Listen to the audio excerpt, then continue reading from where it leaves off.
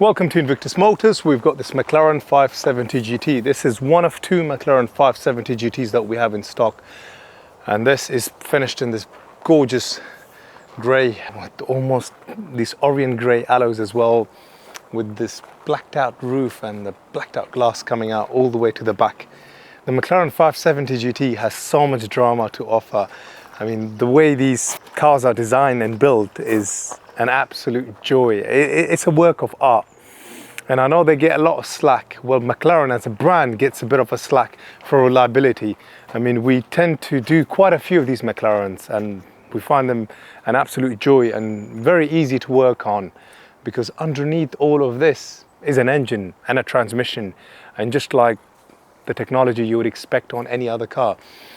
But more of that when we get out on a test drive, because this is just the intro of this video, and where really this just goes to a whole different level is the minute you put these doors up again, the way these dihedral doors open up, and you've got a button, a switch that you slide your hand underneath the door to get into, and this is the gorgeous cockpit. So just a huge fan of driving these cars. And just, I mean, from day one when they were first put out there on the road, I remember seeing one of these in 2017.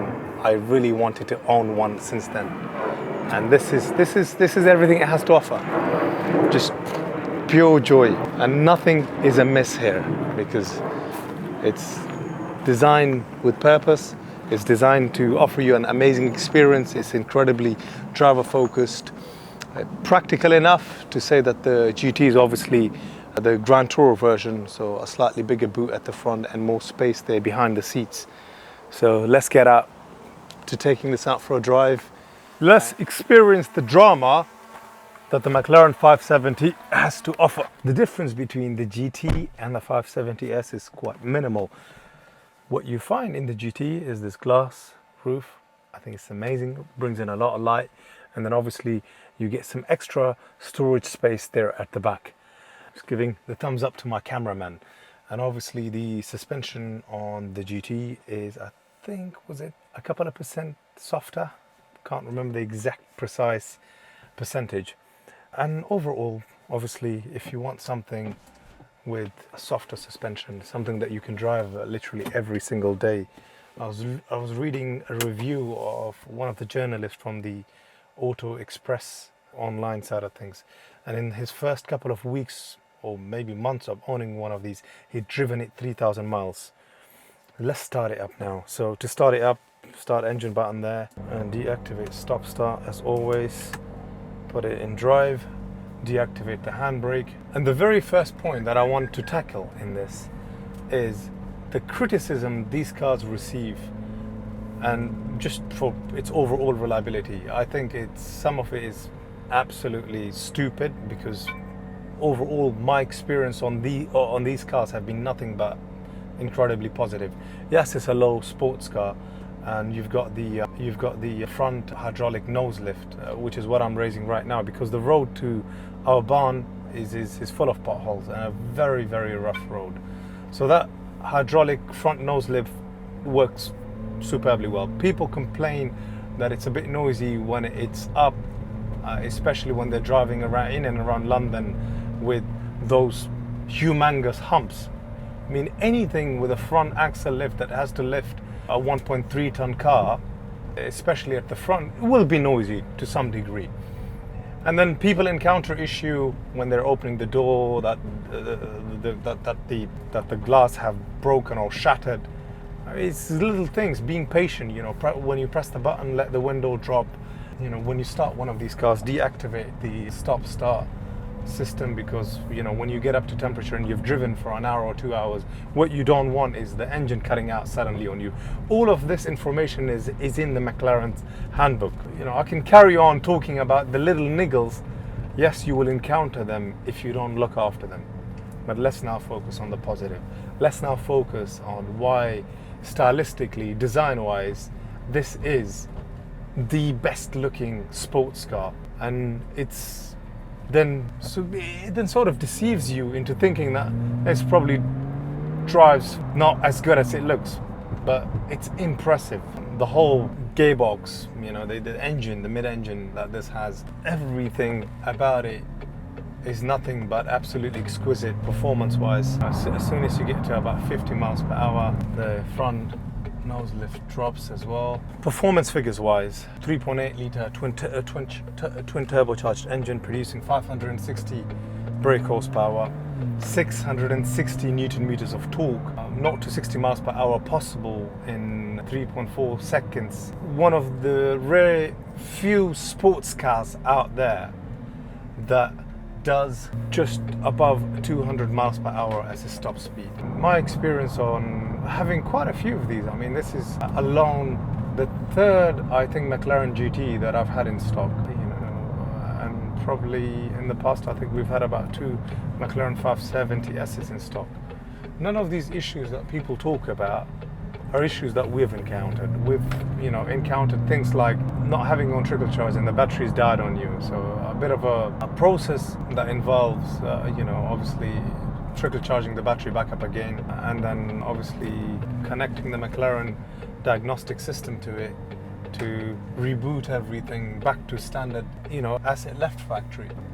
That would be in any modern car nowadays. You know, you can't just sort of disconnect the battery, and when you connect it, that you would expect everything to work exactly as intended. This just had a major service, and little niggles that we addressed was that an AC pipe had a leak, which has been addressed, and other than that, it's done rather low miles now at 18,000 miles. Just a dream ownership in terms of a sports car. Yes, we specialize in Porsches, but if I had £70,000 to spend, this is what I'll be getting. You go back to the older generation McLaren, the 12Cs, you know, that's really their first, you know, mass-produced road car.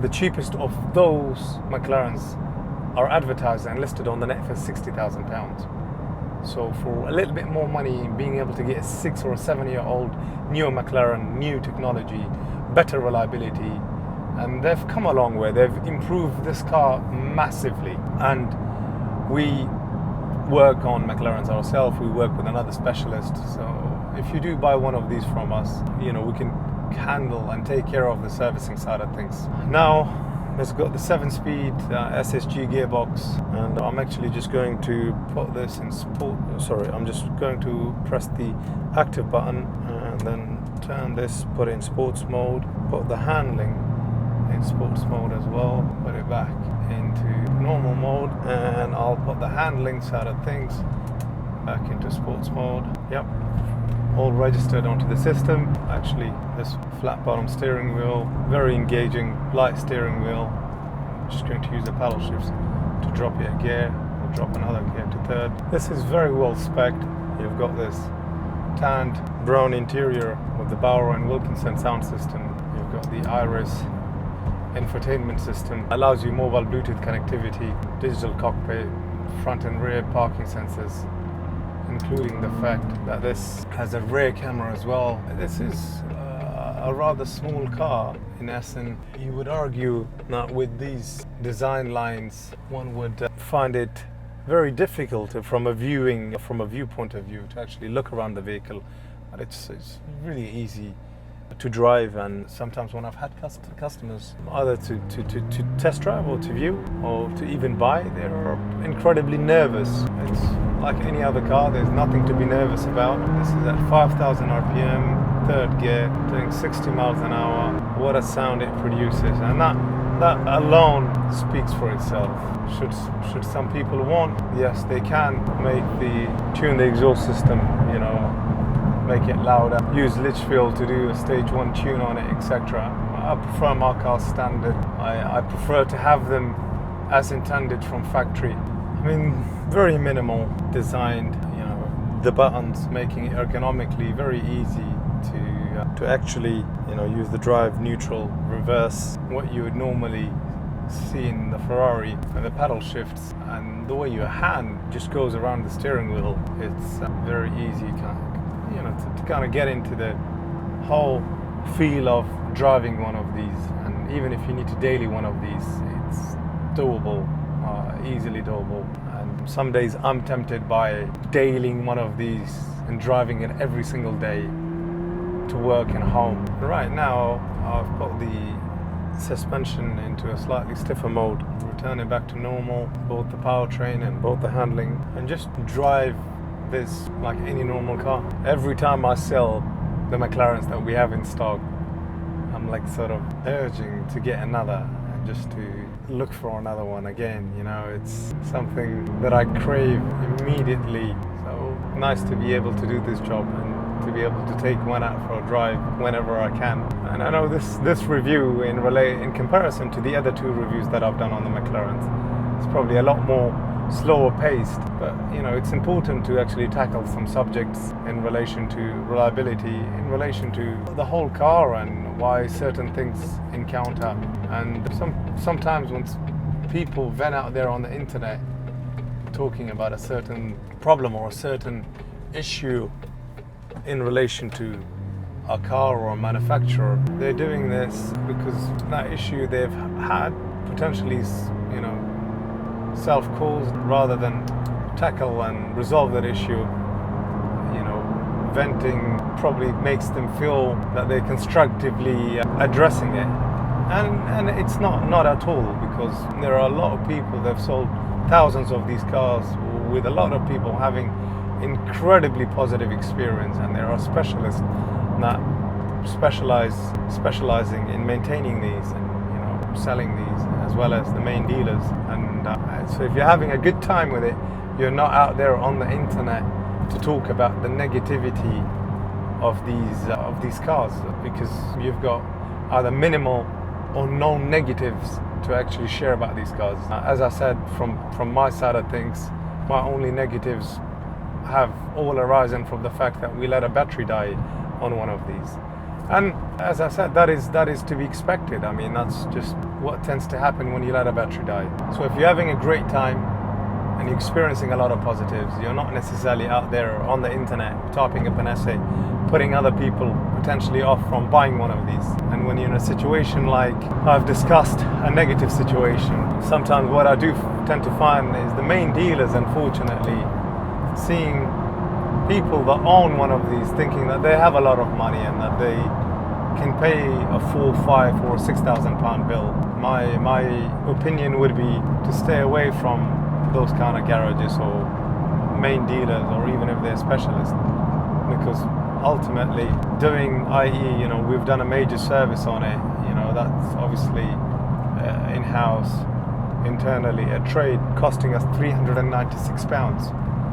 So even if you were to mark that up, you know, you mark it up by 50%, you're £800. You know, servicing the AC system, regassing that. Obviously, it's got the new AC gas system, so you would expect that gas to be a little bit more expensive. But to regas it, it's £150. And as I said, that AC pipe that had a leak that needed to be replaced, that was the most expensive part of the service, because that part was a bit expensive from the main dealer. Back in completely manual comfort mode, and the odd drain cover or the water cover or the uneven surfaces that you hit, you know, you don't feel it, because the suspension, the chassis is, I think, about 10% softer than the 570S.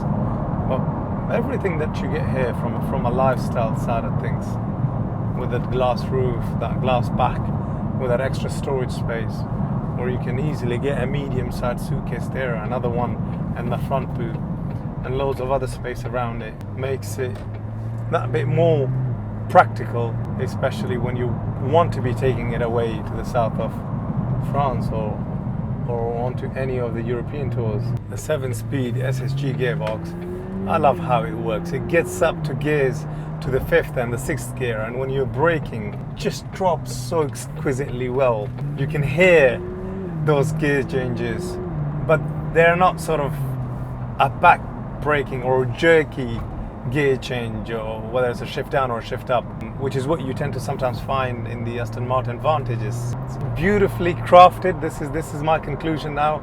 A beautifully crafted, elegant, stylistically an unbelievably good looking car, you know, matched with this superb transmission, engine, performance, everything you would want in a sports car. An absolute total complete package. This is what this is. And this is sort of bringing us towards the test drive end of the video. Thank you for watching this video, and please don't forget to sort of subscribe, leave a comment. If you actually share, let me actually put the front lift up.